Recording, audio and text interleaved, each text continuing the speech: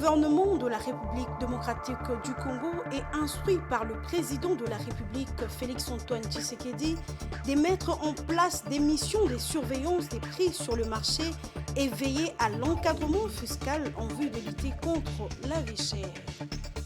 Et puis, à l'international, après le push militaire qui a renversé le président Mohamed Bazoum, la communauté économique des États de l'Afrique de l'Ouest envisage une intervention militaire au Niger. Mesdames et messieurs, bonsoir et bienvenue à cette grande édition du journal sur Géopolis Télévision. Ouvrant cette grande édition par cette information, le président de la République, Félix Tshisekedi, a présidé ce vendredi la 107e réunion du Conseil des ministres pour la revue hebdomadaire des dossiers importants du pays. Prenant la parole en premier pour prononcer sa communication des circonstances, le chef de l'État congolais a instruit le gouvernement, principalement les ministres du portefeuille et celui de transport de voies et communications, à réfléchir à la réhabilitation de la voie ferrée Kinshasa-Matadi dans le Congo central.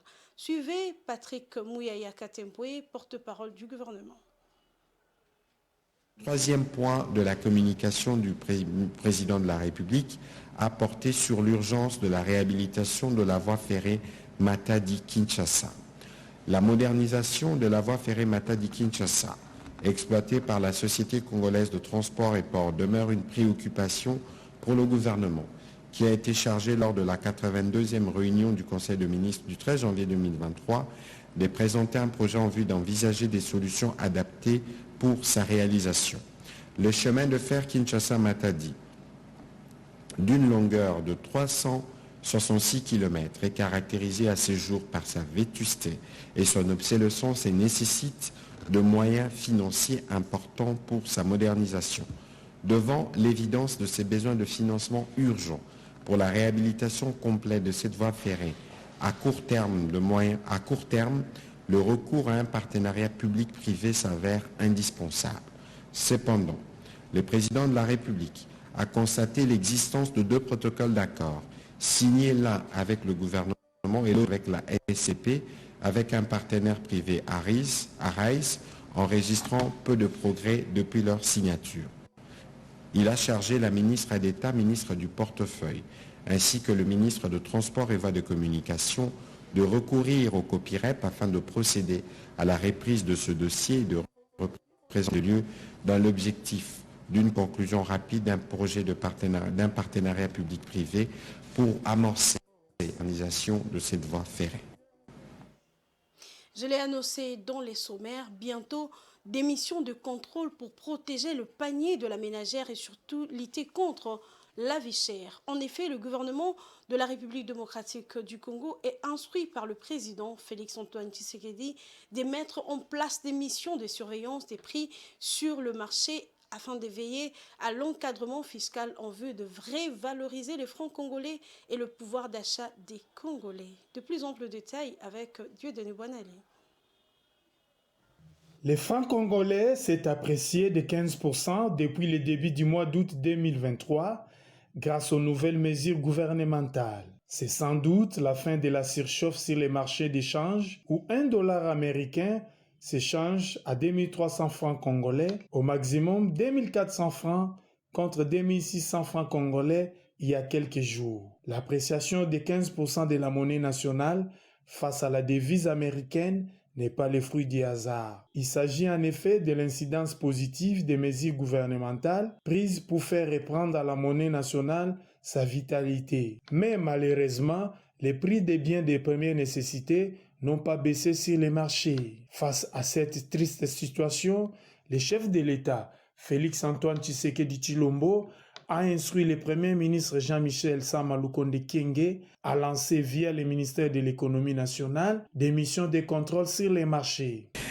Le quatrième point de la présidente de la République a porté sur la poursuite de la mise en œuvre de mesures urgentes concernant le taux de change du franc congolais par rapport aux devises étrangères.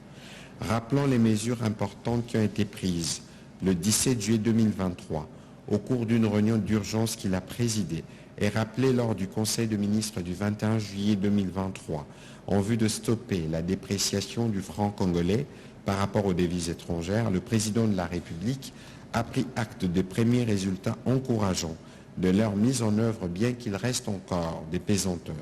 Il a encouragé les parties prenantes à tout mettre en œuvre pour consolider cette dynamique et surtout son impact sur le pouvoir d'achat de nos concitoyens, dont l'indicateur doit être la baisse des prix de biens et services, particulièrement de produits alimentaires et pharmaceutiques.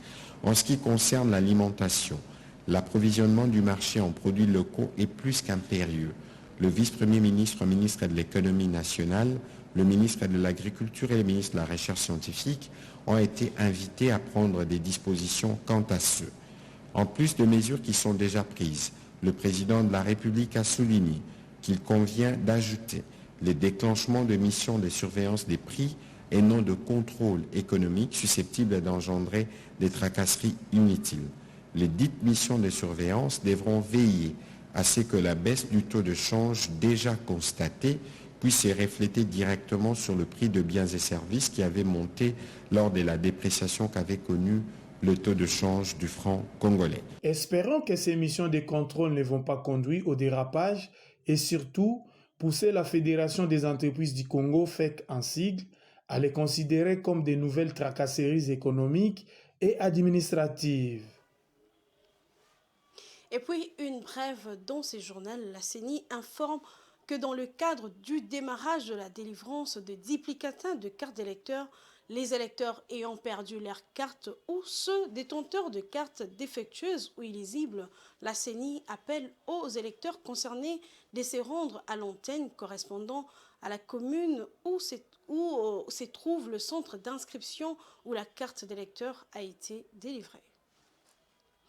Passons à présent à autre chose. Nous sommes à un jour de la fin de la 9e jeu de la francophonie en République démocratique du Congo. Des préparatifs jusqu'à l'événement proprement dit. Le parcours n'était pas du tout rose à tout de point de vue.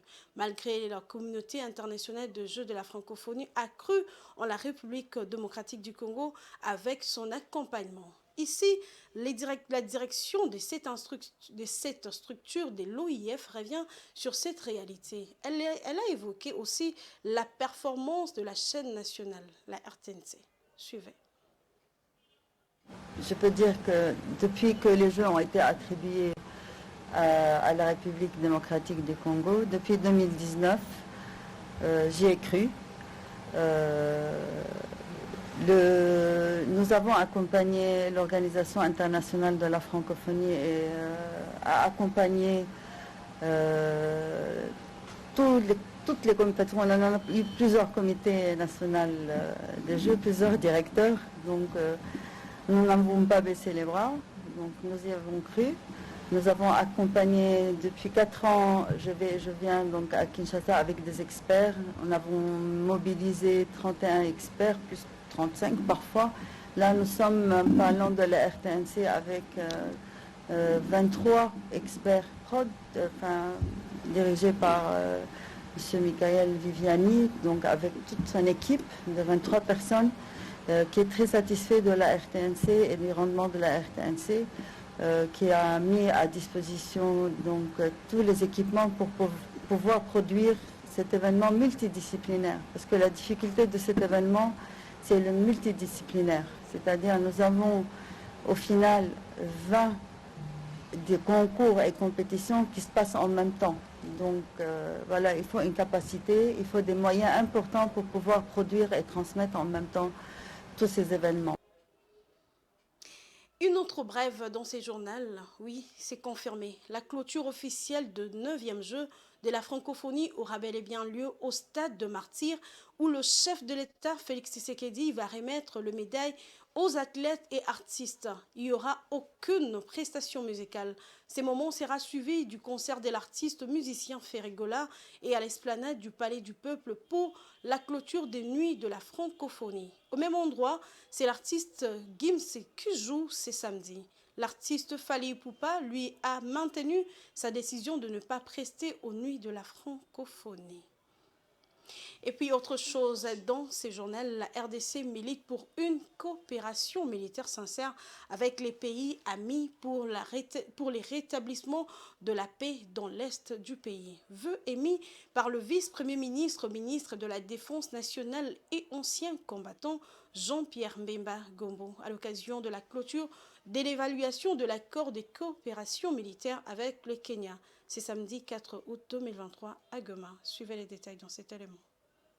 Le Kenya et la République démocratique du Congo ont signé ce vendredi 4 août l'accord de coopération militaire à Goma. La partie kenyane a été représentée par Aden Barre Duale, ministre de la Défense nationale, alors que celle de la République démocratique du Congo a été conduite par le vice-premier ministre et ministre de la Défense nationale Jean-Pierre Mbemba Gombo. D'après les deux parties, cet accord constitue un acte concret qui renforce la coopération bilatérale entre ces deux pays dans les domaines de la défense. À l'issue d'une brève discussion à huis clos, Aden Barre Duale et Jean-Pierre Mbemba Gombo ont procédé à la signature de ces textes. Cette coopération militaire comprend entre autres la formation de FARDC par l'armée kenyane. Les premières unités sont déjà en cours de formation à Kisangani. Cette rencontre revêt une importance cruciale en matière d'assistance et de renforcement de capacités de FARDC.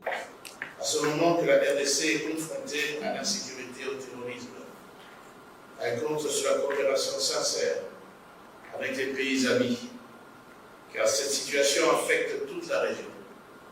Car, dit-on, lorsque la maison du voisin brûle, lorsque ses voisins n'y prêtent pas attention, le feu risque aussi de les atteindre. À cet égard, nous invitons le Kenya en tant que pays ami et frères à accompagner sincèrement la République démocratique du Congo de la crise d'agression dont elle est victime de la part du Rwanda. Je tiens à vous remercier vivement pour avoir déjà déployé vos troupes pour accompagner la République démocratique du Congo à faire face à cette situation imposée. Aussi, nous comptons sur le Kenya comme nation cadre au sein de la force régionale des États de l'Afrique de l'Est à veiller à l'accomplissement du mandat de celle-ci. Aussi, d'user de tous les efforts afin d'accompagner le processus de paix, afin que la paix soit effective. La rencontre entre les deux ministres intervient à la suite d'une séance de travail des experts de deux pays. Débutée mercredi depuis le 2 août à Goma, cette rencontre va se poursuivre jusqu'au 7 août. Autre chose, plus de 1000 personnes ont regagné leur village ce vendredi sur l'axe Komanda-Luna en territoire d'Irumu et dans la partie du Tchabi. Ceci grâce à la logistique de l'armée. Ces retours volontaires et consécutifs à la paix imposée par l'administration militaire sous le commandement du lieutenant-général Luboya Kashamadjoni. Le coup d'envoi de cette première phase a été donné à partir du stade Epo, ville de Bunia, par l'administration militaire d'Irumu. Suivez cet élément. Après la stabilisation de certaines agglomérations par l'administration militaire de l'Ituri, l'air a sonné pour les retours des déplacés dans leur milieu d'origine. Soucieux du bien-être de sa population, le gouvernement militaire de l'Ituri met à la disposition de la communauté de véhicules pour acheminer plus de 1000 personnes dans les axes Bunia, Komanda, Tchabi, Bonasura, Ndimo, Ofaï, Zunguluka. Cette opération a été supervisée ce vendredi par l'administrateur militaire du territoire du Rumu au départ du stade Epoville. L'une des retournées a manqué de mots pour remercier l'autorité provinciale pour ses gestes humanitaires.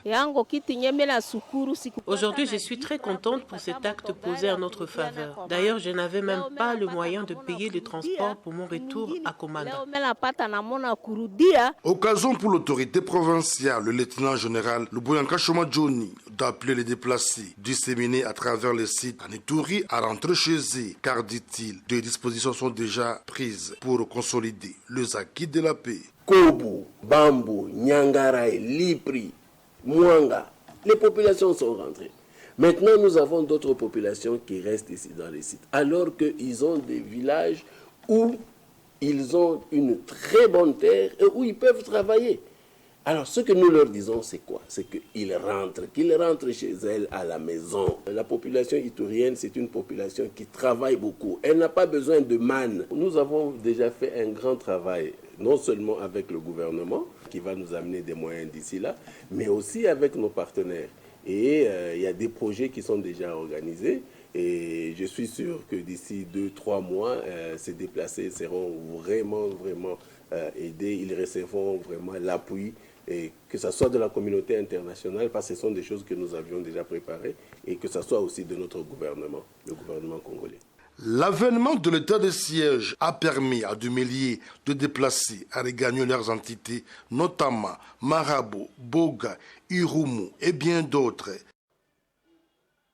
Vous informer, c'est aussi au-delà de nos frontières. Mesdames et messieurs, place à présent à la page internationale.